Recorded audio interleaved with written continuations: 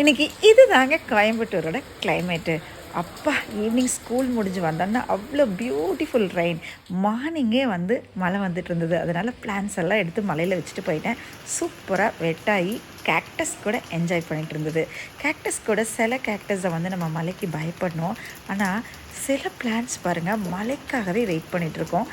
அதில் பெஸ்ட்டு என்னோடய கார்டனில் இருக்கிற லைக்கோபோடியம், ஆந்தூரியம், பெகோனியாஸ், என்னோடய தன்பர்ஜி அப்படியே பூத்து குலுங்குதுங்க. அலமேண்டா எல்லாமே இன்றைக்கி ஈவினிங் மலையில் வீடியோ எடுக்கும்போது ஸோ க்யூட். நான் வீடியோ எடுத்துகிட்டு இருக்கும்போது என்னோடய பேபி அப்படியே மலைக்கு அப்படியே படுத்துட்டு இருந்தது.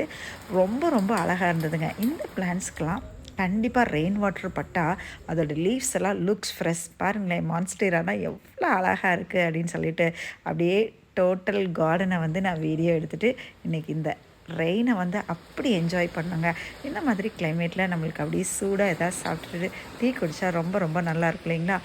ஏர் பிளான்ட்டை காலையிலேயே வச்சுட்டு இன்றைக்கி ஒரு சர்ப்ரைஸ் பாருங்கள். எல்லாமே க்ரீனாக இருக்குது, ஒன்று மட்டும் ரெட்டாக இருக்குது. ஆமாம், ப்ளூம் ஆக போகுதுங்க.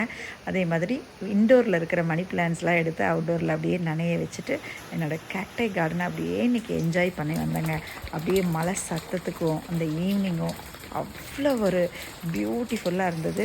இன்றைக்கி டே வந்து அவ்வளோ ஹாப்பியாக இருந்ததுங்க. ஸ்டாகன் ஃபன்லாம் அப்படியே நனைஞ்சு என்ஜாய் பண்ணுது. உங்களுக்கு இந்த ரெயின் பிடிச்சிருக்கான்னு கமெண்ட்டில் சொல்லுங்கள்.